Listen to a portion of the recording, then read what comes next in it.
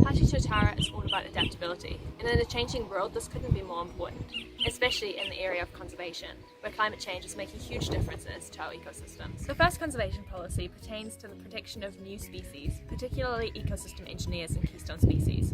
Currently, the species with the most protection tend to be marketable species, things like the kakapo, which are cute and definitely have influence on New Zealand's identity, but they don't really impact the ecosystem on a whole, especially not in the small numbers that we're aiming for them to be restored to.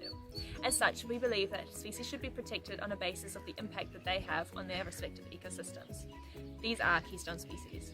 Species such as this, the humble oyster, which has important ecosystem functions and is definitely an ecosystem engineer, both for its filtration services and for the habitats that it provides for other species.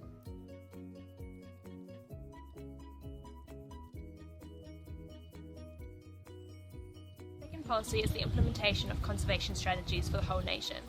Our vision for this is that these would be local. City councils would be responsible for creating a citywide plan that would be ratified by government. But local councils will then be responsible for creating localised conservation strategies that will be approved by their city councils. These could be anything from beehives to community gardens and citizen science projects.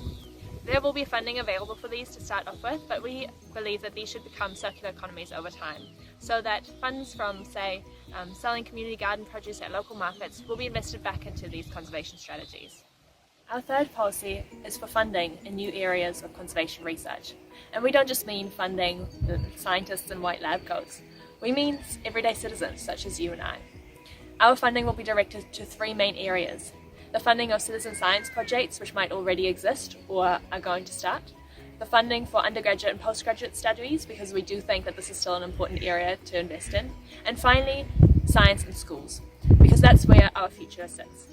Tuatara takes a strong stance on environment, but these policies don't just relate to environmental sustainability, they also pertain to social sustainability. We're all about empowering people to become citizen scientists to contribute to this growing field of knowledge. We believe that our conservation policies are going to bring New Zealand into the future.